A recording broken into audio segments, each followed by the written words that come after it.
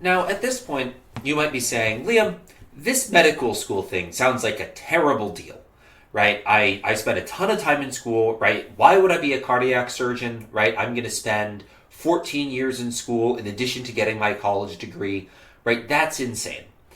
And there are a few reasons for that. One is you might genuinely want to help people, right? I know people who are doctors, and right, they part of their motivation, not their only motivation, is that they do want to help people, right? There is an altruistic reason to be a medical professional. For other people, it's because it's a prestigious career, right? When someone says you're a doctor, or when someone says they're a doctor, people tend to be impressed by that, right? It's a high prestige job. It could also be you like the amenities of the job, where you like maybe you like working with your hands, and so you love surgery, right? You find surgery really interesting, or doctors get certain benefits that you love. But here we're going to focus on the financial returns, right? So there's many reasons you could want to be a doctor. One primary reason people want to be doctors is it is a very lucrative profession. And as much as doctors like to complain about, it's not as lucrative as it used to be, and maybe it's not as lucrative as it used to be, it is still very lucrative. But let's take a moment to look at the returns to medical school over time, right? So this is a graph. You can see the income of a professional surfer here, and then the income of somebody who goes to medical school here, right? So first of all, you'll notice the income of a surfer, right, starts medium, ends medium, doesn't change that much over their career. This is a fairly typical earnings path. Maybe a more fairly typical earnings path would be something like this, right? Doesn't fall off at the end, but surfing's a physical job. You get worse at it as you get older. And so, right, there's some career peak of earnings but it's always relatively high, right? However, first of all, going to medical school, at least in the US, we'll talk about Europe in a moment, you start off by getting a massive amount of debt, right? So you start off in the red, right? You start off having lost a ton of money just by nature of having to go to this incredibly expensive medical program. And then you spend some time in residency. And while you're in residency, you earn money, but not a lot of money. And then once you become a full physician, right, you see a huge spike in earnings, and they continue to climb from there, right? And by the time you're a full physician, you're making way more than the surfer is, and your income drops off as a later date because your job is less physical. It's more cerebral, and experience matters more. So, this is again illustrated in Scrubs, where JD and Turk, right? JD is, I think he's an internist. I'm not entirely sure, but he's sort of a standard medicinal doctor, and his best friend Turk, is a surgeon, and JD leaves residency before Turk does. And because surgeons have a longer residence than the medical people do, and so JD sees a big spike in his income, and Turk doesn't. And JD responds to this by tossing wads of cash at Turk, just to point out that he makes more money than Turk does now. So right, this is the returns to medical school are high, but they're delayed. Meanwhile, if you're in England, France, Germany, and Europe, right, your medical bills, your income is much higher when you're in medical school because you don't pay nearly as much for it, right? Because it's subsidized. And so you don't take as much debt out while you're in medical school. And then you make some money while you're in your residency, but it's not as much as you would make in the US if you were in the US for a residency. And then again, you still see a huge jump in your earnings once you become a full physician, but they don't grow as much over the course of your career. And again, they're lower than your earnings as a physician are lower in Europe compared to how they would be in the US, right? So in Europe, there's a trade-off where you take out less medical debt, but you make less money when you're older. Where in the US, you take out a ton of medical debt, but you make an absurd amount of money when you're older. Maybe not an absurd amount of money, but a lot of money when you're older.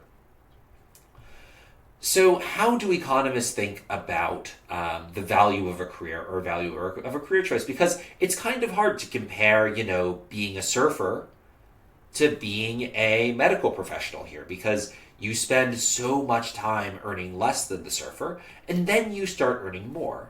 But how do economists think about how people value these decisions? And we use a concept called net present value. And so this is a way of calculating the value of all future income streams from today's perspective, right? So this is a way of, if I'm deciding to, this is a way of how economists think about how people value the decision of whether or not to go to medical school today, knowing that they're going to lose a bunch of money at the start and then make a bunch of money at the end. And so the net present value of a career is the sum from the time 0 to time t, where t can be infinity, it can be 65 or 67, right? It could be the age of retirement. It could be however long you're working. And you take delta t, which is your discount factor, right? That's sort of the higher your discount factor is, the more patient you are, right? So the discount factor is a measure of patient, right? So if your discount factor is high, it's between 0 and 1. So if it's close to 1, you value the future a lot relative to today.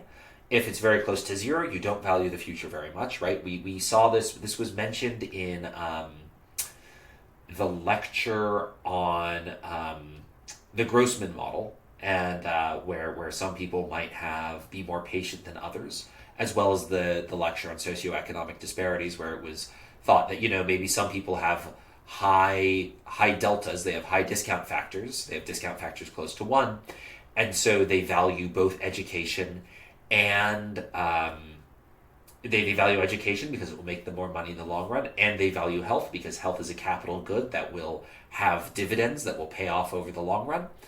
And so people who are patient, people who have high discount factors, both have good health and make a lot of money. Right? This is that same delta here. This is the same discount factor. So you take your discount factor, you raise it to the t, right? The idea of raising the discount factor to the t is I value today more than tomorrow, and I value tomorrow more than the day after that, and raising the discount factor to the t is a way of capturing that, times IT, which is the amount of money I can expect to make in that career at time t. So, right, IT is income at time t, right? And that's the net present value, right? That's a way of, that's how do I collapse this sort of complicated earnings function / value stream into a single number? I use net present value. And how do I choose between being a surfer or being a physician? Well, I choose the career that gives me the highest net present value. So that's going to change on how patient I am, right? So if I'm very patient, I value this part of the earnings stream highly relative to this part of the earnings stream. And so I value how much money I'm earning when I'm old very highly because I'm very patient. And so I'll be more likely to choose a career as a doctor. Now, if I'm super impatient, I'll be a surfer because that has payoffs immediately. So a bit more about discount factors. You can also represent them as a function of the discount rate or the interest rate R. And this is going to let us compare, right? This is going to let us go between discount factors and interest rates and look at how this is a very important insight, because later on it's going to let us compare how patient someone is given what the implicit interest rate in choosing a career is. Now note that very patient people have a high discount factor delta and a low discount rate R. So a discount factor of 0.9 corresponds to a discount rate of 0.11, right? So high discount factor means low discount rate. So just to emphasize this again, right? This is the discount rate, not the discount factor. Sorry, this is discount rate. People with low discount rates are patient, and so they choose the medical career. People with high discount rates choose to be professional surfers. So how do we compare different career paths, and how can we sort of get an idea of how patient someone is? Well, we can calculate a number called the internal rate of return, right? So let's think about two possible career paths, P and C, right? You can think of them as physician or clerk, right? Like checkout guy, right? Guy who's at the checkout counter in a grocery store. Who, I mean, they're being replaced by machines, but there are still people at Whole Foods who take your order. It's not all CVS and Walgreens. So you're choosing between becoming a physician and becoming somebody who works at a checkout counter. How do we compare those two careers? Well, the internalized rate, and how can I tell how patient someone needs to be to choose to be a physician over being a clerk? Well, economists have invented a concept called the internal rate of return. We call it R star. It's denoted R star. And it is the discount rate that equalizes the net present value of both careers. So it's where it's the discount rate you have to have for the net present value of a physician to be equal to the net present value of being a grocery store clerk. So you can calculate that using this formula, which is 1 plus R star to the T is right? You take that and you take it and it's the denominator of this expression, and the top of the expression is the difference between the two income rates at time t, and then you sum over across all time. So somebody with an internal rate of return of R star, right? You find the R star that makes this true. Somebody with that discount rate is indifferent between being a physician and being a grocery store clerk, right? So somebody who has a discount rate that's equal to the internal rate of return is indifferent between being a physician and being a grocery store clerk. So here's the thing about the internal rate of return in medicine. It's really high. It's above 15%. This is much higher than the market interest rate. This is also true for other professions like lawyers and dentists, right? You'll get, actually, the textbook has some older data on this that also doesn't fully account for people's other career options, right? But where somebody who's going to be a doctor has different career options than someone who's going to be a lawyer. But a 15% internal rate of return is really, really high. That's much higher than the market interest rate. That's higher than the return to the stock market, which is also higher than the market interest rate typically. And so the internal rate of return may be even more for specialists like neurosurgeons or immunologists, right? So the internal rate of return for getting a medical degree is really high. So why is that? Right? You'd think that if it invests, right, you can think of getting a medical, where in this whole section, we've been thinking of a medical degree as a form of investment, right? Where the reason I'm getting a medical degree is because it's going to pay off in the long run. And I'm going to, it's a form of investing in my human capital, in myself, so that I can make more money down the line. So if there's a career that's paying above the market rate for return, why aren't more people entering the career, right? If there's an investment that's particularly lucrative, more people should invest in that. That'll drive up the price. It'll either drive up the price of the investment, or it will lower the benefit of the investment in this case, right? If more people become physicians, right, because the return on investment is so high, more people become physicians, and then the internal rate of return falls, and it in theory, in a perfectly competitive market, the internal rate of return for being a physician should fall to the market interest rate. But it doesn't do that. So why? Right? That the internal rate of return is so high suggests that becoming a physician is really lucrative, which should attract more people to become physicians, which should increase the supply of physicians, which should lower their wages, which will in turn lower the rate of return. Why hasn't that happened? And just a brief explanation, a brief side note before we go into why the internal rate of return hasn't fallen in medicine is right. So we can see the internal rate of return here for primary care medicine is nearly 16%. For dentistry, it's about 21%. For procedure-based medicine, right, this is specialist, it's nearly 21%. For business degree, it's 29%.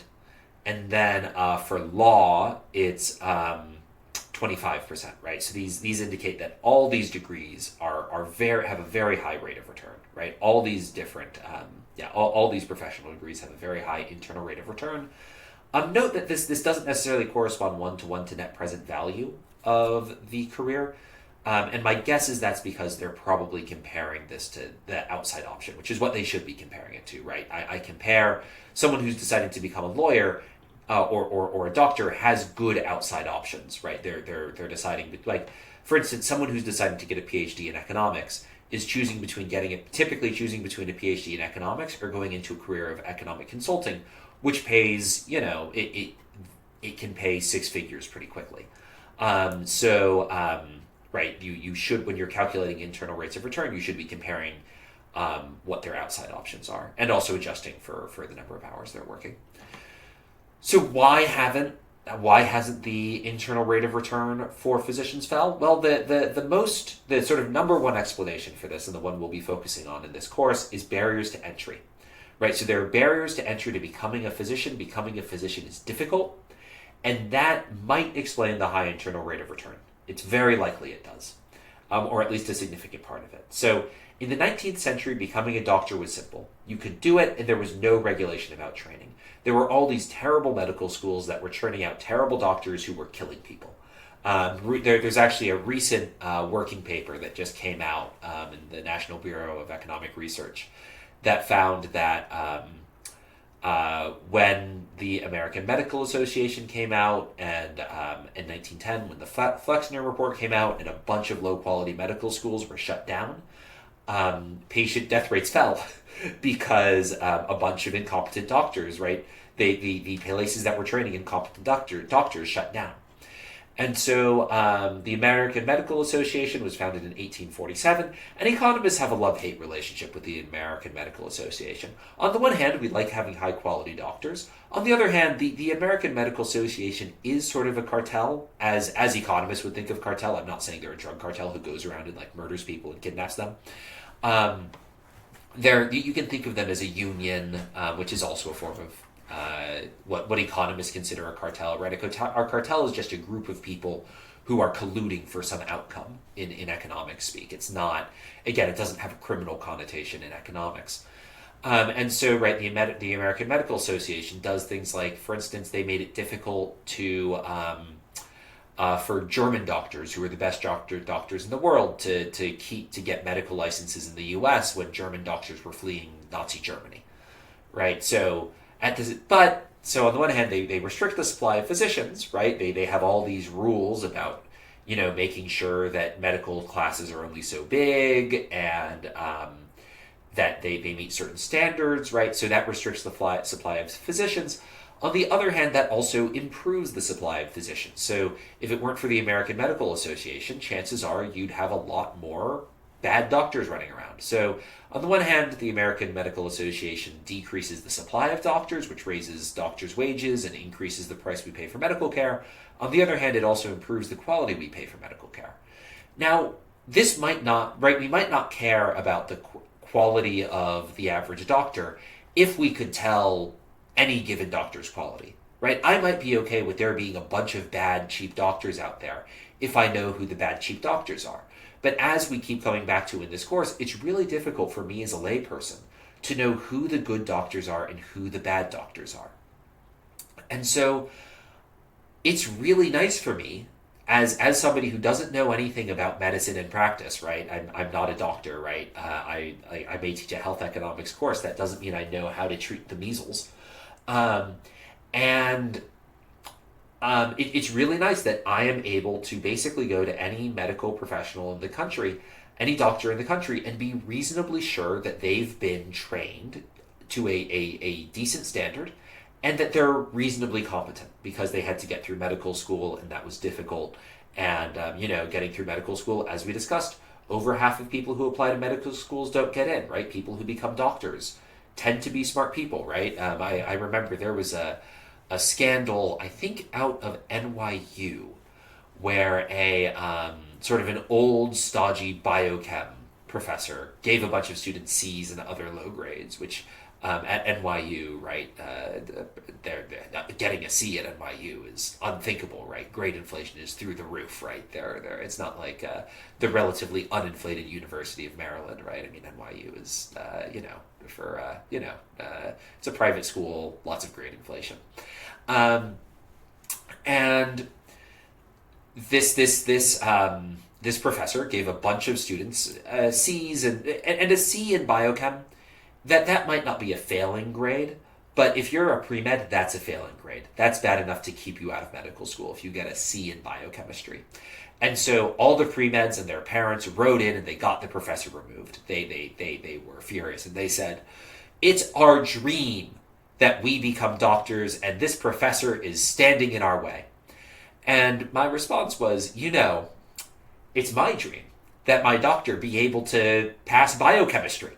And so, right, the American Medical Association, right, is going to force people. It says, hey, it has standards, and it says, hey, you need to get a good grade in biochemistry to become a. It does. I don't know if it does this exactly, but it does things like saying you need a good grade in biochemistry in order to become a doctor, and that, on the one hand, makes it so there are fewer doctors. It also makes it so that, on average, our doctors are better.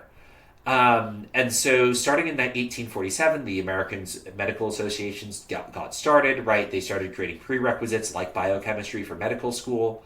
Again, you probably want a doctor who could pass biochemistry. You don't want some rich kid from NYU who complained to their parents and got their biochemistry teacher fired, and they're only a doctor because of that, right? You don't want that person being your doctor, right? You want the person who actually had to pass biochemistry to become your doctor. They required doctors to have licenses to practice, right? So economists think that occupational licensing, that's when you need a license to do something, is probably overused, right? Does your hairdresser really need a license to be a hairdresser? But medical licenses are probably a good thing, right? Again, it's difficult to tell whether or not your doctor is good before you get your medical procedure. And so making people get licensed ensures a reasonable floor for doctor quality. And in 1910, the Flexner Report came out, and it shut down a ton of low-quality medical schools. So the result is fewer med schools, fewer med students, also higher quality med students, right?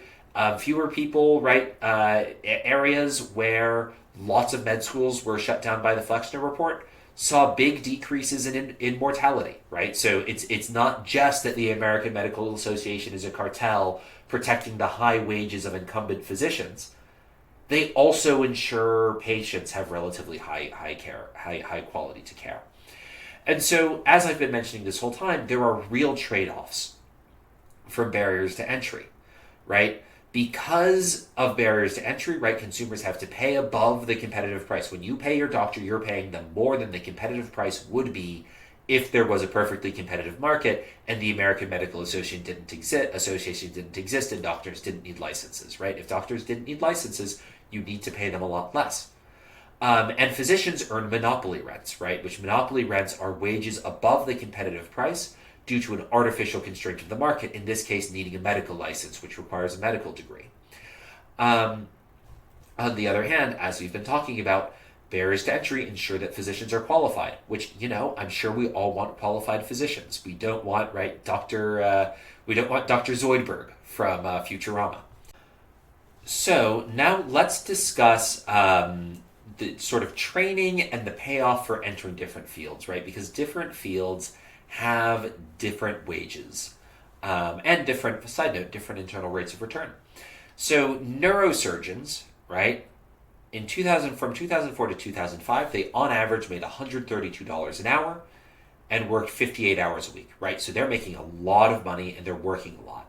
Meanwhile, immunologists make almost as much money, right? They're earning $112 a week, but they earn $112 an hour, but they work nearly 10 hours less a week, right? And so here we can see, right, this is a decreasing in terms of hourly wage, right? Neurosurgeons make the most, followed by immunologists, followed by orthopedic surgeons.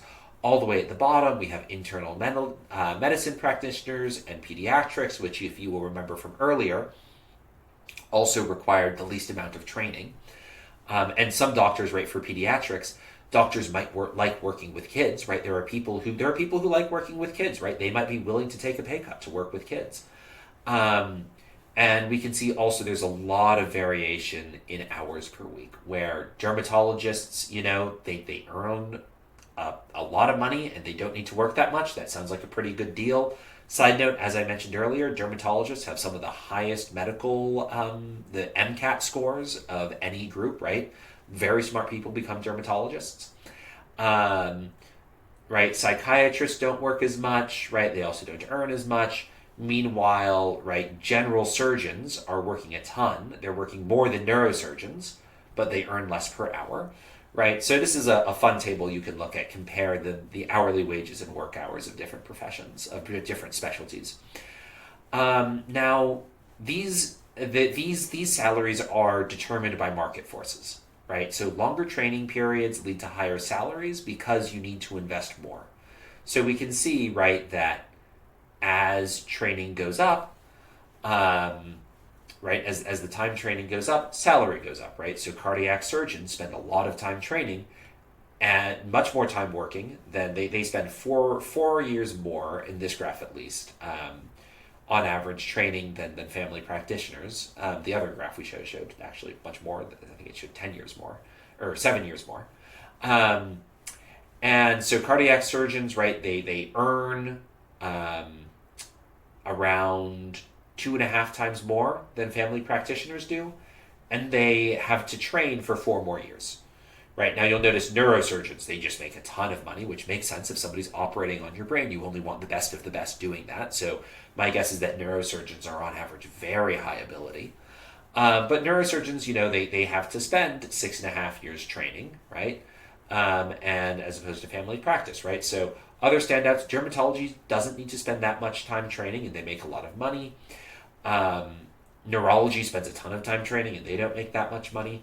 But it's worth noting that after you account for ability, and what people have tried to account for ability and time training, and at least according to a study done by Jay Bhattacharya in 2005, that only accounts for, once training and ability only account for about half the difference in half of the variation in earnings between different specialties, right? So once you account for earnings and time training, right, that accounts for like about half of the reason why a cardiac surgeon or a neurosurgeon earns more than a family practitioner. But still, half of it is unexplained by those things we can see.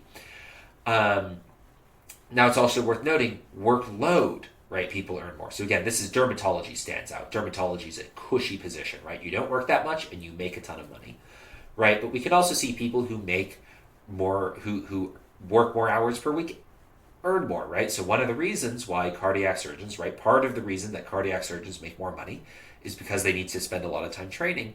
The other reason they make more money is because they need to spend a lot of time working compared to somebody in a family practice, right? So, right, neurosurgeons, for instance, they spend a ton of time working each week. And that's one of the reasons why they're paid so much. Now, they're above trend. Both them and cardiac surgeons are actually above trend for, they earn more than you'd expect given the amount of weekly work hours. Now, worth noting, they were also above trend for the average training duration, so that might explain it. Why do neurosurgeons and cardiac surgeons earn so much? Well, part of it is that they work more than other doctors and they spent more time training. And so they're going to make more per hour because they spent more time training. And so they're going to have lower internal rates of return for compared to other jobs if those jobs offer the same salaries. They're going to have you're going to have a lower they're going to have a lower internal rate of return. People are going to have to be more patient to select those careers. And they're also working a lot more, and so they get paid more, right? Many physicians are paid hourly wages. And even those who aren't paid hourly wages, you still need to compensate them more if you expect them to work more.